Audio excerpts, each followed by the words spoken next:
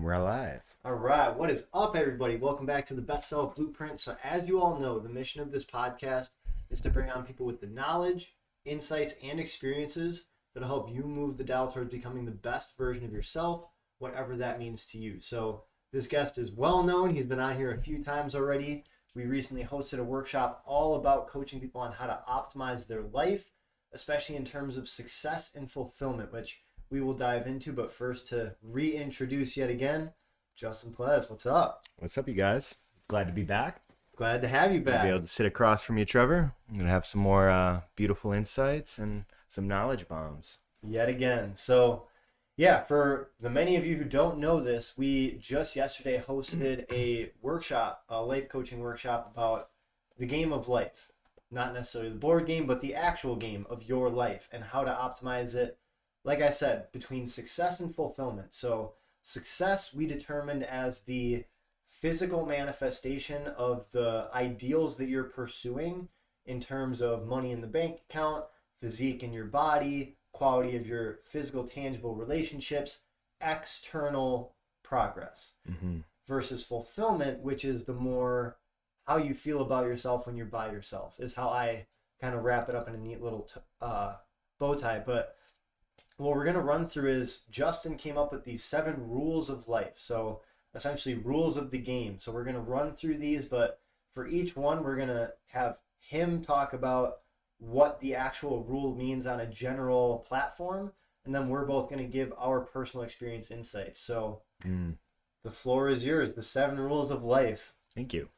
Yeah, and the longer title of that is the 7 rules of a successful and fulfilling life, which, again, 7 rules of life. But as we went through this, it was a matter of sitting with it, reflecting, and then even going through like actual games and seeing what are the carryovers. And even though Trevor said this isn't about the actual game life, me and him did spend some time in putting this workshop together, actually playing that exact game. And there were some really profound takeaways from going through that.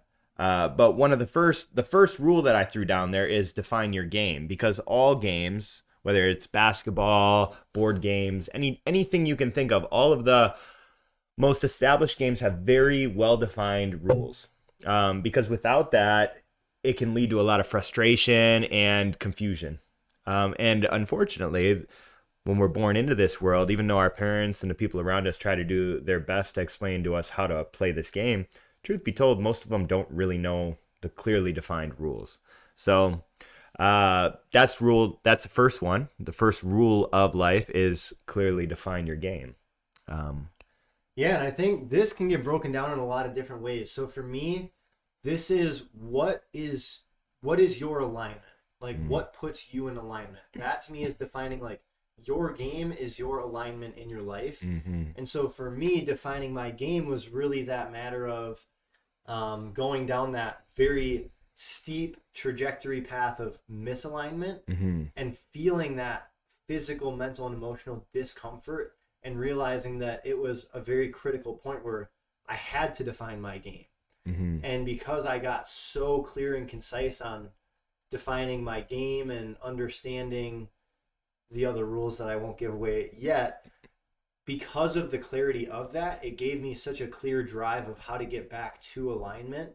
And it's a tough process. So defining your game isn't something you can have kind of that rough outline, but it will probably take time to really clearly define the entirety of the game. I mean, think about any game, football, baseball, basketball, video games, card games. There's a lot of different rules and a lot of different caveats, and it's once you have every aspect of it clearly defined that you can really dive in without any confusion. And the people who even created all games, any game that's ever been created, you can believe that the rules that were originally put in place they adapted and they evolved as people played through them. Because you can have a great concept, a great idea, but until you're out there and you start playing with it, you're not going to actually know where the pitfalls are and what doesn't actually work. And it's important to be aware of what doesn't work and to be aware and to be looking for that exact thing. So you're willing to modify and adapt the rules to your game so that it actually serves you in winning. So Absolutely. and just going into it again, like at the core of defining the rules to the game, there's two pieces of it, right? Like how to win and how not to lose, right? And I think it's very important, even though that's generic in sports and different board games, it's very applicable to the game of life, because what does winning look like to you is the base question. I mean, that's the goal, right? Is you want to win. And we'll get into that, because that's the second rule of life, is a little caveat that it's not just about winning. But any thoughts on that for you other than that? Yeah, that was something that I set up actually pretty early on. Was I had, okay, what is my ideal? What is my 10 out of 10? And then what's my red line? Like what's that point where if in this area of life I drop below this threshold, I'm putting all my focus on it until I get that area back up. And so, like for example, for me it was, if I got to the point where I couldn't run a mile in under X time, I needed to really start doing more cardio. If I had less than X amount in my bank account or investments or savings or things like that, I put all my focus on getting my game back and putting some money and stacking it again. And obviously, as you progress and evolve, that red line should move up a little bit. But at the same rate, you're right. It's really healthy not just to have the pass fail mentality, because as soon as you drop below that ideal, you're going to beat yourself up. Mm-hmm. But if you give yourself that, okay, this is the ideal, this is like absolute full satisfaction, but then there's that grayscale area down till you hit like black. Mm-hmm. And once you get into that absolute darkness, you need to get yourself moving up to the lighter part. Yeah, I love that. Just again, very clearly establishing what is the white, what is the black, and then being accepting that more likely than not, the vast majority of your life is going to be spent in the gray zone. Mm-hmm. And to be willing to dance in the gray zone and not beat yourself up because you're not completely at 100% that goal. Because that's not what it's about. We'll get there eventually, and you'll touch that thing, that outcome, especially if you have the right systems, strategies, and mindset to get there. But the reality of the matter is the vast majority of your time is in pursuit of that.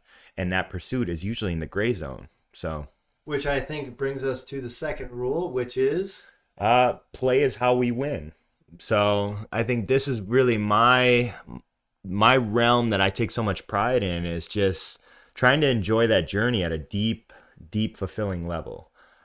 Because this is a conversation we've gotten many times, but if it's all about winning, then you take yourself way too fucking serious. Way too serious. And it ends up tainting the experience. And you miss the whole journey. You miss what it's all about, because going from here to there are 2 points on a perspective graph. And that entire path in between is where we exist, where we actually get to experience this thing called life. So not taking yourself too serious and making sure that you're enjoying the journey is an important piece of that. And why don't you give me some insights, some things that you think on that? Yeah, I mean, this one was one of the toughest, probably the toughest on the list for me, just looking at them, which you can't see them, but it's because I really have, and you know this, anyone listening knows this at this point, I'm very much the optimization mentality. I really like being a high achiever. I like having zero white space on my calendar. I love winning, right? Like winning my day, winning my experience. And for me, for the longest time, that slowly funneled out the fun portion and filtered it out, and strictly went towards like success and optimization. Yeah. And I lived it. It is such a miserable way to experience life, because when you take the fun out of it, you're not actually even winning. You're succeeding, but the true feeling of winning eludes you because you aren't in the mindset to receive the satisfaction and the joy from the process. You're so focused on that singular focal point of the outcome that you don't realize you're missing 99.9% of the journey.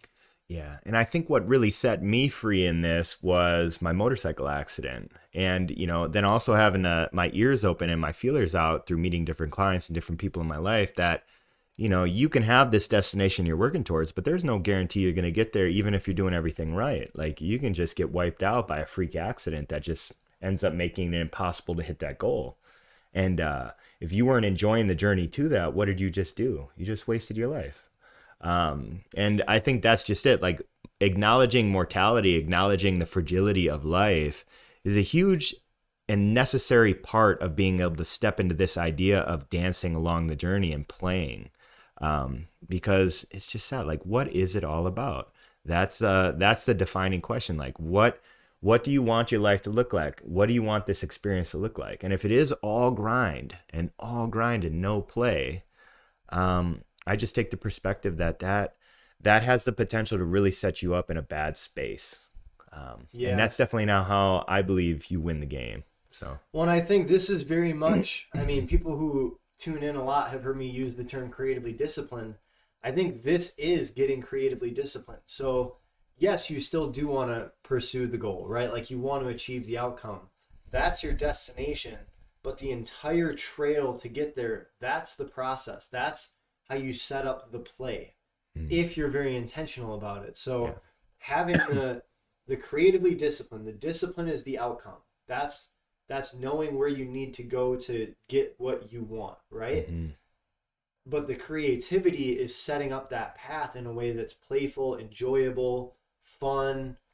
Mm-hmm. And I think that's kind of where there's this divide, is there's people who, I don't like to question, are you outcome or process oriented? Because it's so black and white. Because I'm very much both. Yeah. It's not a one or the other situation. It's not peanut butter or jelly. It's, cookies or cream. You want both, man. Mm-hmm. And it's doable. It's very doable, but it comes down to intention, right? Like, and again, we'll dive deeper into that, but if you are, unfortunately, like a lot of people happen to be now, living partially or fully on autopilot, it is really tough to set up a game that you can win and enjoy. Mm-hmm. But if you are being very intentional, very aware, you define your game, then you can move on to number 2 and really make the most of both aspects. Yeah. Which takes us on to number 3, which we're going to say, you are your competition. Because too often we get caught up in this me versus you mentality, or comparing your worth and your success by looking around at other people. And this is a very problematic way of looking at the world. And even when we played the game of life, the actual board game, my honest confession is I did not enjoy that. I ended up really like kind of getting irritated and frustrated because the game pits me against you. Therefore, as you were getting these lucky rolls and moving ahead of me dramatically, I started feeling like I was falling behind and losing. And then the experience became much more about I need to catch him rather than I need to enjoy this game. And because I never actually caught you, I got to retirement feeling like I failed. Even though I had $1.4 million in the bank, I didn't have $4.6 million like you. And I wasn't able to enjoy any of it. I didn't have a good time. And this really is not how I operate in normal life, but in that particular way, the way the game life was framed, that was the mentality I got into, and it was so apparent to me just how problematic that is. And this is a light that I am very passionate about shining on for people. Programming is huge.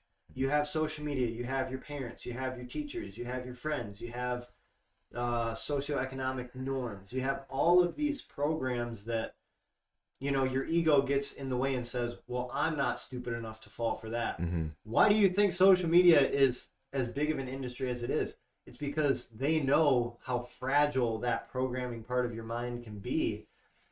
And so it's very, very easy to fall in this trap of, you're my competition. I need to beat you. I need to be better than you. I need to have more followers than you. I need to compete at a higher level than you. My business needs to make more than you. That is not going to lead to a healthy dose of long-term fulfillment. Mm-hmm. If anything, it'll lead to a very toxic dose of short-term fulfillment, which is absolutely not what you want in this life.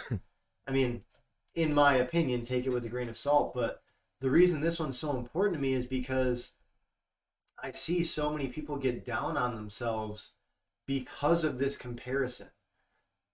People who come in and work with us as coaches and train with us who shine a light on their insecurities about themselves, not because they're not healthy, they're not fit, but because they see this model or this Mm. genius or this guru doing it infinitely better than them.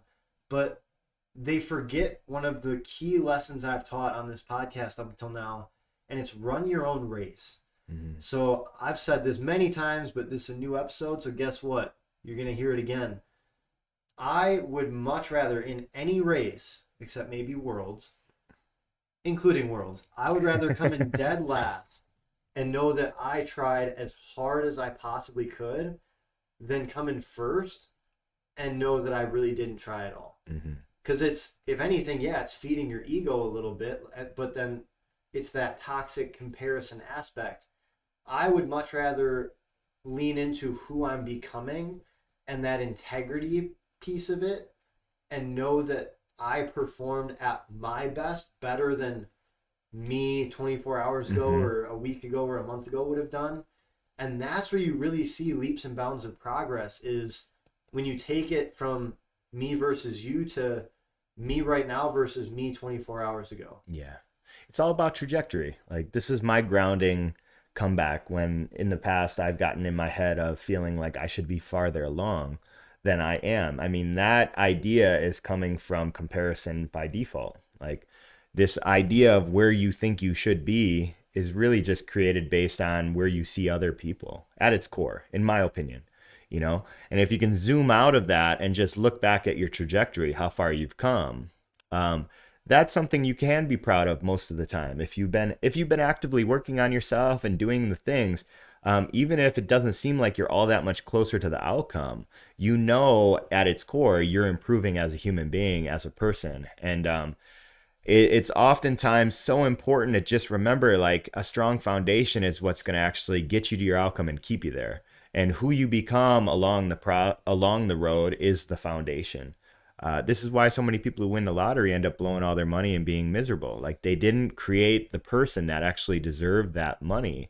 And as a result, like, it creates all these issues.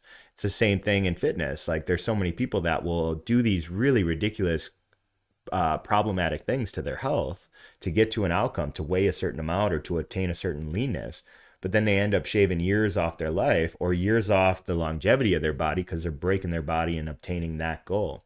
Um, and this is deviating a little bit into the other rules, but success does leave clues. Like the interviews with Michael Jordan, that stand out to me, where they asked him, like, who do you compete against, and he always talks about, like, the reason why he was arguably the best ever to play was because he was never trying to compete against anybody. He was competing against who he was before, and everybody else was trying to catch him, but he's always evolving and growing, so they never could. And that's just it. That's why rule number 3 was, you are your competition. So go on to. And I think this leads perfectly into rule number 4. We're talking about, yeah, it's you versus you, but never once did we say it's you versus your ideal. Mm-hmm. We said it's you versus who you were 24 hours ago and how you progress. And so I think if, we want to jump into number 4, I'll let you touch on that. Yeah, so number 4 is just this progress versus perfection. This very black and white way of looking at where you're at. It can be very toxic and counterproductive. And I see this so often in clients thinking that if they did not stick perfectly to this plan, they're a failure. And then by identifying as a failure, they give up, they throw up their hands and give up on themselves.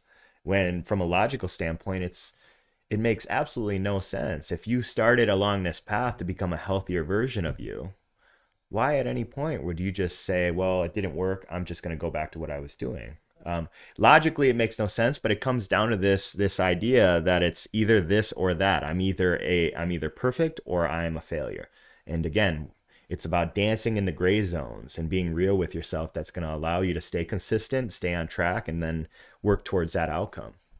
One, it's so easy, right? So again, if we're talking about just picturing two dots with a line connecting them, one dot is you right now, one dot is perfection, if you will.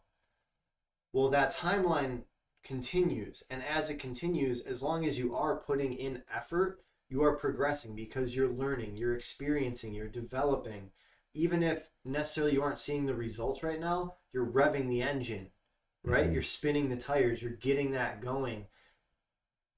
The problem is, though, even if you progress 3 steps towards that perfection, most people, their perspective, which perspective is the key word to this, as we were talking about in the workshop, which side note, it was perfect because the person who asked about this was wearing a shirt that said perspective, but I digress. People progress down this line, but they're so hyper focused on how far away they are from that perfection that they don't take a second to turn around and be like, holy crap, I actually progressed a lot in the last week, month, year. And again, if you just shift your perspective, if you put in the work, you take the steps, and then you just simply look back, say, oh, yeah, I acknowledge the fact that I am progressing. Okay, that proves that what I'm doing is working. It may not follow this instant gratification system that seems to be very prevalent nowadays, but that's what it takes. Like if you dream big, it's going to take big effort and it's probably going to take some time to cultivate. Mm-hmm. Yeah. And this takes us on to rule number 5. Um, build your team. All games are way more fun to play with other players who have a good attitude and are actually trying to win the game. Um, there's nothing quite like being on a team with somebody who just complains all the time and doesn't pull their weight and doesn't even want to contribute to the team. So, being very, very intentional about who you surround yourself with is so important in one, winning your game, but in two, actually enjoying the game itself. So, this one is a very important one. And let me get some of your insights on it. Yeah, you know how important this one is to me, and I have leaned so deeply into my intuition for this one. It is I thought I was insane at certain points. Like I thought I was possibly going nuts because I was very much the and you know this, I'm still working through I like having control over my destiny, if you will. Like I like knowing that I'm in control of like the effort, the environment, my attitude, my energy, all of that stuff. But when it came to building my team, I just was not getting around the right people. I wasn't getting around people who were inspiring. I wasn't getting around people who had a healthy mindset, a growth mindset, and I wasn't around people who fit my future instead of my past. And my past was not where I wanted my future to go. And so it took me just 100% letting go and saying, all right, if I need to be a lone wolf for a little while, that's okay. I'll shed that old skin. And because of that, I met you. I met the guy I'm rooming with right now, who is probably going to listen to this. Shout out to Andrew. These people who are truly inspiring, truly successful, truly supportive, truly growth oriented. And if you have a team like that, you're unstoppable. Mm-hmm. I mean, both the physical, tangible results of getting around and building the right team for me have been great. But how I feel about myself when I'm by myself because of the effect of all these people in my life is so monumental. It's hard to put into words. And so I think again, I go back to this energy audit. So with your team, right? Like the people you're surrounding yourself with in your life, and this is coworkers, this is friends, this could be even family. People, if you're at the gym, people you train with, people you compete with, anyone that holds a space on your, we'll call it your roster, right? Like your team's roster in your life. Do an energy audit around those people. And I'm not saying if, you know, they're bad energy, just be like, all right, screw you, I'm out, like never talk to me again. Mm-hmm. But have that conversation with them and say, hey, like I've just been kind of feeling some weird energy. This is where I'm at and where I'm looking to go. If you want to do that, heck yeah, like running buddies, let's do it. This is what I'm planning on focusing on. If not, awesome. We can still hang out, but it may not be, you know, 5 days a week for 3 hours a day, chugging chips and playing video games and doing all that.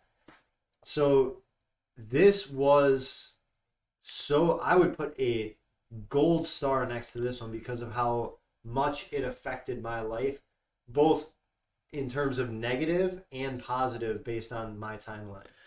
Yeah. And I'd say, I admire you if you've had that very direct conversation with these people in the past of asking them, are you going to run with me?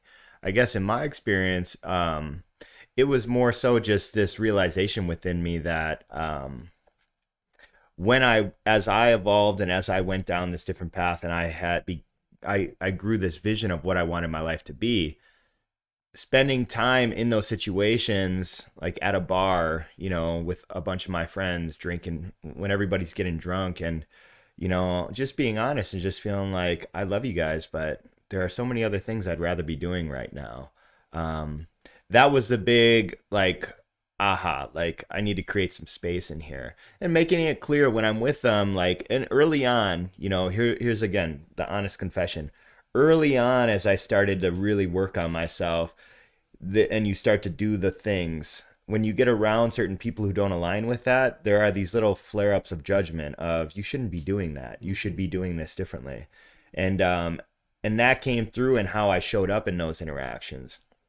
And what I've tried to be very intentional about, and I feel like I've gotten much better at, is when I'm around old friends now, there's nothing but love. Like, I love them to death. I accept where they're at and who they are at their core, and they don't need to be anything other than they are for me. I can still love them, but it is really just being honest and authentic with myself of how do I want to spend my time, And it's not that there's value within getting together with old friends, even if it's not your ideal situation, just to reconnect and really like sharing that love.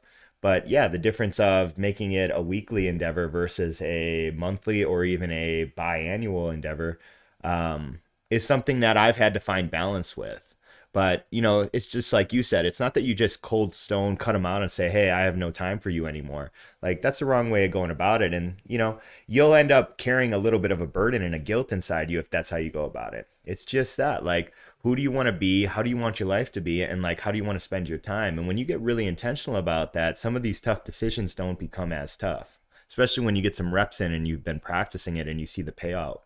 Um, and the truth of the matter is, by creating that space and working on yourself and putting yourself into an ideal environment to become the best version of yourself, when you come back into those people's life in an elevated place, you have the potential to bring them up in ways you never could have if you never made that separation. And that's been very obvious to me time and time again in my ability to show up with old friends and family and things like that. So Yeah, this is something, and it's kind of a tangent, but it's based off what you just said. You have to be very careful when you're on the path of self-development because you get it in your head. There's levels to it. mhm. The first part is this excitement of holy crap, there's like all this untapped potential that I'm just starting to, dip my toes into. But eventually you start practicing and you start developing. And at least for me, I developed a lot of an ego at some point where I was that guy who was always trying to tell my friends what was right and tell them, what they should be doing instead of what they are doing. And it came to a point, a very close to boiling point with one or two of my friends where, and they're not the most ambitious people, but they are very loyal, loving, generous, so many positive traits, and I didn't even focus on those because of the things that I saw should improve. Mhm. And you have to be very careful in understanding that you are not better than them. You're different, you're focused on different things, but to say that you're better than them because you believe in pursuing the knowledge and experience in a different area of life than them, that's a very dangerous trap to fall into. And I know because I've done it. And Yeah. so approaching it, we go back to this a lot, but approaching everyone and everything with that compassion is so crucial and so necessary to live a peaceful life, right? Not just in terms of connecting with others, but living inside your own head. So you don't have that, like you talked about, that regret or that guilt around going off on someone who's been friends with you since the fourth grade and telling them how bad of a person they are. Yeah, and that egoic trap of trying to push your agenda on somebody else's like life. Um, and more and more this idea of just keeping my heart open, like noticing the tendencies to tense up, close down, and demonize another human being, like being hyper aware of that tendency and just coming back to the reality that I believe at everybody's core is infinite potential. And I believe everybody is capable of change and improving, but I also acknowledge it's on their time. It's not going to happen before they're ready. This as an underlying idea in how I interact with human beings is what really gave me another level of peace and allowed me to still feel and connect to love at a deep level with so many people. But it's just that tendency to demonize somebody and think to yourself they should be doing something different than they are, or they shouldn't be doing that. Etch and sketch that. There's no place for that. It doesn't make them change any faster, and all it does is create tension between both of you. And to accept somebody fully where they're at is a practice. It's very hard to do, especially with certain individuals, especially if they're very close to you. But it's the important thing that you need to work on within yourself to become free yourself. So. Yeah, so there's a couple ways that I want to take this. I'm trying to decide where I want to go with it first. Okay.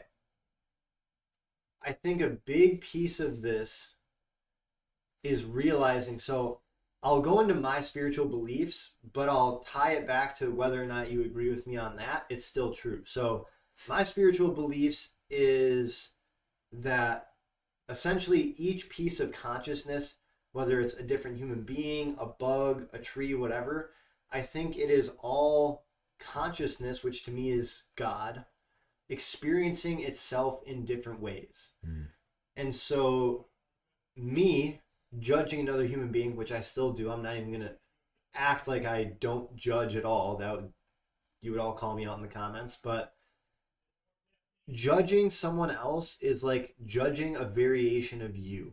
Because to me, I am God in a very specific perspective and context, and, not omnipresent abilities and all that, which would be really freaking cool. But to judge a piece of you is how I see it. And even if you're like, no, that doesn't make any sense, I don't believe that spiritually, cool.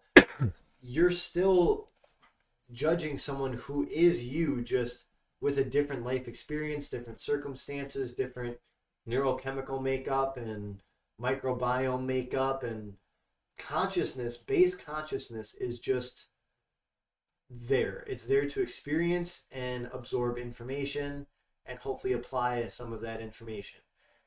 But because of the different lenses, we see ourselves as separate. Mm-hmm. And I feel like as soon as you tap into that understanding of how similar every human being is with that similar base consciousness, you realize, like, holy crap, we're all just doing what we think is the best thing to do. Mm-hmm. And you lose that sense of, well, I'm right because of my experiences and knowledge are better than their experiences and knowledge. But little do you realize they're probably thinking the exact same thing about you. Yeah. And ironically, I had this conversation through messages with somebody this morning of just this fundamental idea that I believe, and some people might cringe to this idea, that there are no real bad human beings. There's just a bunch of different variations of people with different traumas that they experiences, with different belief systems that were fed to them as a little kid, who have different levels of consciousness, who are going through their world the best they know how to do. And it can seem like insanity when some people are repeating these very problematic and poor decisions, or even doing things that are hurting other people. But again, you don't understand their perspective and you don't know how their brain works. And in some way, shape, or form, it makes sense to them. And it's just that, like, there are many people out there that do horrible things. But having that belief that I just shared with you is what allows me to keep my heart open in all of the evils of the world and all of the tragedies of the world, of all the pain and the hurt and the ugly things. Because again, I think the biggest problem in our world right now is so many people have closed their heart and they're going through their world with this very pessimistic view of humans, and you're surrounded by them. Mm-hmm. And you got billions of people who are existing on this planet afraid and closed to the people around them. And as a result, we're in a very dark time. And just through doing the work I have done and choosing to take these perspectives that I have chosen to take, I'm able to, again, experience individuals in a different light. And I see even yesterday, and just going to the grocery store, just the handful of interactions I had with different people who are working behind the meat department or different areas. Instead of this autopilot kind of closed off, you're this and I'm that, here's a soul and I'm a soul, and I can sit there and ask their name and talk to them about how they're doing, and and put a smile on their face. And I leave there knowing on some level, no matter how small it is, they're having a better day because I interacted with them as a human being, as another person, not as some, customer who's just shut down, just autopiloting through. And the power of that is so profound, and being able to touch that and experience that, I can tell you very matter of factly, like the thing the world needs more than ever right now are people to really do the work to get their hearts open up again and see people as people, and to really like try to get around the judgment and try to come from a place of compassion and love. If more people can do that, this world gets a lot brighter. So would you say that their motive matters? I would say rule number 6, motive matters, is very important. Why you do things is everything.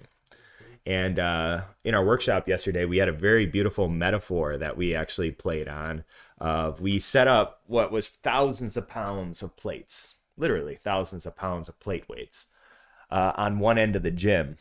And we asked one of our clients to move all those weights from that end of the gym to the other. And we didn't tell her why. We just said, hey, we want you to move this. Now, she's got a good spirit, and she started moving it anyways without questioning it. But in her making her trip back to grab another set of weights, we paused her and asked her, how motivated were you to do that? And she said, I'd do it, but she wasn't highly motivated to do it. And then really connecting, if we told her if we had a magic wand and we could guarantee that if once she finished moving all of those weights from one end of the gym to the other, we could guarantee her greatest goal in life would come true right at the end of that completion of task, and sent her off. She would have been so much more. She would have been so energetically charged to move the weights. It would have been a strong pull. And it just comes into the why. If you're doing things because you think you should, because somebody told you to do it, hence maybe working at a job, versus you're doing things because you know or you believe strongly in your heart that that's going to allow you to achieve something or to contribute something in a very meaningful way. The way in which you go about doing that task or living your life is so energetically different that it's not even a comparison. So. Yeah, man, this comes back to what I was saying yesterday of do what you love, but love what you do. Mm-hmm. So for me, I am as fortunate as humanly possible. For the listeners, I'm typically, and you can attest to this, a very matter of fact, this is kind of how it is, not always emotionally immersed, but more of the logic mind. And yesterday I got so overwhelmed on the way to our workshop that I got so emotional, because we are so blessed that we get to do the number one thing in this life that we love to do. Mm-hmm. And so that's the first step of this, is like motive matters. I take that as step one. You need to be intentional about how you set up your life. Mm-hmm. Like your motivation matters in terms of the setup. And if you're setting things up so that you can do what you love to do and play into your strengths and your passions and your gifts, that's the first one. But I think more importantly is love what you do. It doesn't matter what you're doing. It matters how you feel about what you're doing, right? And so if you can set up that lens and that motive to love where you're at, who you're with, what you're doing at all times, and just be super present with it and fully experience it, you win. Mm-hmm. Yeah, and this comes back to a couple of the rules we touched on in the beginning. Like, if the reason why you're doing stuff is just to achieve an outcome, Check boxes. yeah, I mean, it can get you there, but it's not going to be as enjoyable as, connecting it to the bigger picture. Because here's the other big reality of life. Like, It's not about what you get, it's about who you become. Plain and simple. Achieving an outcome usually will make you into a better person, but it doesn't have to. There's plenty of ways of achieving outcomes without evolving and taking shortcuts and doing things that are detrimental to you or the people around you. Point being, if your motivation is to by retirement have $10 million in the bank, and you spend your whole life trying to understand finances and putting in 80, 90-hour weeks, and you finally get there and you achieve that, you know, what does that matter if through your life you were never really connected with the people around you? You let your health go to shit, and you get to there with, maybe 3 divorces, your kids hate you and they're addicted to drugs, and you're 300 pounds overweight. Like, you achieved your outcome, but the reality is, like, we all as human beings could look at that person and know at the core they're probably not happy and fulfilled. They probably have a lot of regrets, versus if your motive is just to become the best version of yourself, which I think, without saying, like, your company's name is Best Self, and my whole intention is to just self mastery, to improve myself exponentially so that I can show up in the best way for all the people I interact with. If you start to connect that to the motive, the whole experience, whether you pass or fail something, whether you achieve what you set out to do or not, if you're honest with yourself and you did it the way that it really was the ideal way, if there is such a thing, at your core, you grew, you became better. And if this is the motive, then you can go to sleep feeling good about your performance, and you can go through your life without a whole bunch of regrets on how you should have done it better or what else you should have got. But you need that guiding light. So motive is everything. Motive matters. Rule number 6. Yeah, and rule number 7, so I don't have any tattoos, but I'm planning on getting some, and there's one word that I fully intend to get permanently marked on my body, and it's hidden. It's a different word in here, but I'll explain. So if you want to tell them number 7, I think this is the best daily practice I have. So rule number 7 is trade expectations for appreciation, which is another way of saying gratitude, right? Gratitude. I'd have to assume gratitude is that gratitude. You will see that on my arm at some point this year, but it's, man, I have kicked this horse so many times, and I'm about to wind up and kick it again, so get ready. All right. Every single day, without question, I could pull up my Habits app.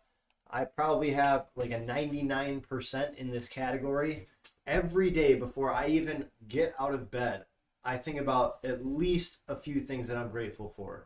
One big thing, one small thing, one thing that happened yesterday, one thing that's going to happen today, and I just get amped. If you've seen a little kid on Christmas morning, that's what I look like before I even get out of bed. And so anyone who's met me in person and knows how wired I am, especially in the gym, there you go. There's my trick of the trade. But more importantly than that, what you focus on grows.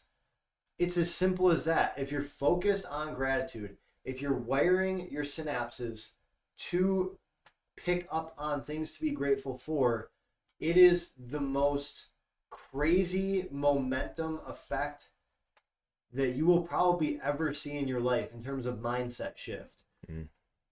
But if on the opposite end, you're focused on problems, you're focused on complaining, you're focused on gossip, well, the universe is going to give you things to have problems about, to complain about, to gossip about. And so, yeah, there you go. It's always both. I mean, our experience in this world, all of that is in it. The lack and abundance, the good and the bad. It's hard to create a separation other than just choosing to focus on one or the other. But the reality is you can go between either one if you really are intentional about it. And unfortunately, the way a lot of people are programmed, they don't have to be intentional about focusing on the negative. That comes naturally. I mean, our brains are specifically wired to keep us alive, and by default, to anticipate problems and to really focus on, past mistakes and things that hurt us in the past to keep us from repeating them. And by default, a lot of that is lack. Our brains are not naturally wired to stay in this moment and focus on abundance and all the things that are good. By default, even health Health is basically a healthy body is a body that doesn't have problems. So it just ends up allowing you to do what you need to do. So you don't think about it. The law of familiarity. You just end up experiencing this thing with no problems until there's a problem. And then once there's a problem, that's all you can focus on is this pain or this issue. So again, we're going against the natural wiring of our brain to step into this idea of gratitude, but it's very possible and it's very necessary if you want to win at life.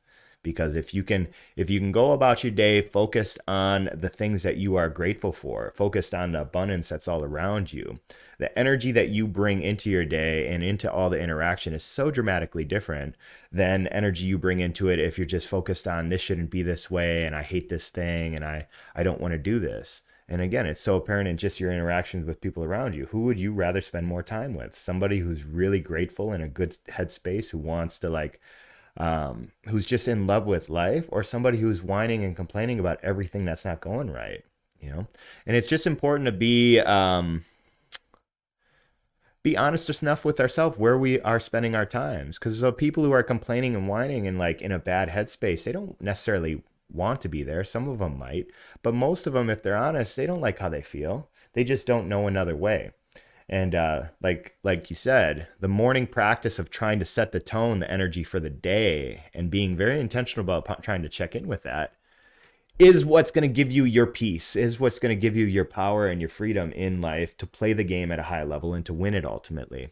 So Yeah, I think about it like a primer. Like if you have, so I used to run a painting business. That's its own story. But anyone who knows painting, or even if you don't, here's a quick lesson. If you've got a very like vibrant paint color and you want to cover it up with a different color, you need to put a coat of primer. You need to prime the wall so that the color that you're putting on now, the new color, can show up as you want it to and not be murked up by that color lying beneath.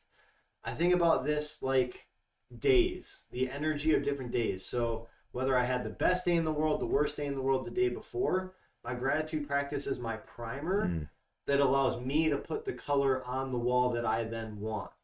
It gives me that opportunity to proactively set up my day instead of reactively get bent over by whatever happens that day, for the good, the bad, or the ugly. So I love that metaphor. That's a great way of looking at it. yes, And sir. that's really it. I mean, this is a good list of ideas and concepts that, if practiced, absolutely will lead to a higher quality of life, without question. There's no doubt. And I think even as you listen to this, you can hear this in our voice. And if you're honest with yourself, you know that to be true. Now, the caveat of this is it's a practice. It takes time, it takes intention, and it's not easy, especially rewiring some of these patterns that we've been playing for decades for most of us. Um, but it starts with just that awareness and then intention. And then it helps to, again, it is very, very helpful to have somebody in your life who can help you along the way, who can be transparent and honest to let you know where your sticky spots are, because sometimes we have blinders on and we can't see them for ourselves. And having a coach or a really good friend who can be that for you can save you decades of stumbling through and making mistakes and chewing up big chunks of your life. And regardless of where you're at, whether you're in your early 20s or you're 70 years old, it's not too late to really win your game. It's never too late.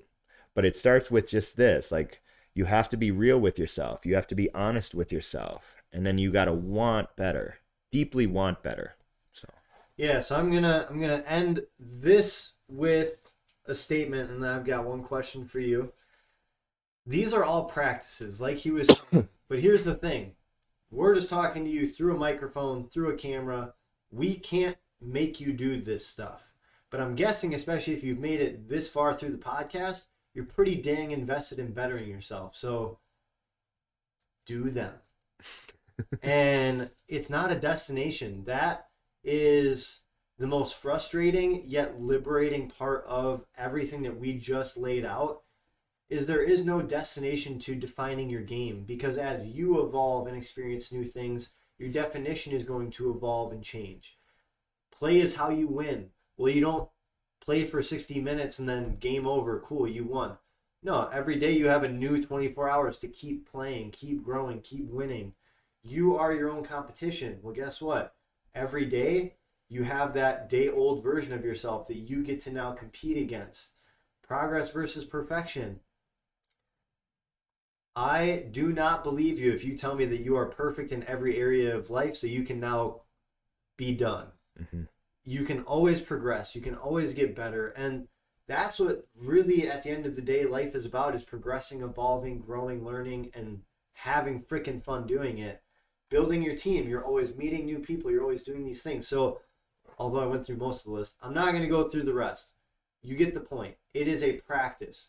It is rent that is due every day if you want to continue to develop and pursue self mastery, that best version of yourself, whatever that means to you. So before we wrap up, Justin, thank you again for coming on. Always a pleasure, but I have that one last question for you. Okay, hit me. So for you right now in your life, what's the next step in you pursuing your best self? I mean, I'm fortunate enough to be immersed in this laboratory that is Body by Design and this transformation center. So it's a combination of getting the reps in with these workshops that we've been putting together, doing more podcasts, continuing to do the work and understanding myself, accepting myself and others at a deep level, and continuing to embody and embrace these rules that I laid out at a deeper level. Because again, like you said at the beginning of the podcast, there's levels to this, and my intention is just to continue to do the work and transcend to these higher levels so that I can show up in ways that really makes a meaningful difference in people's lives. Heck yeah, man. I'll be Heck right yeah. there with you, running buddies. There you So go. as always, thanks for hopping on. Yeah. Much appreciated. I think there were plenty of bombs in here that people can take. Everyone listening, again, thank you so much for tuning in. It's so humbling knowing that even one person is tuning in and listening to this, because I absolutely know that especially this episode is going to equip you with so much knowledge. It's going to propel you forward if you just implement it. So thank you for tuning in. You know the whole spiel. If you liked this video, that's why there's a like button. If you have comments, questions, agreements, disagreements, just want to put some random quote in the comments, do it. And then if you know someone or a group that could really better themselves from the information that we just went over, make sure you share it with them. Again, this is our purpose. And so the more people we can impact, the more fulfilled we get to be. So thank you everybody for tuning in. Hope you have an amazing week, and we will catch you next time. Much gratitude. See ya.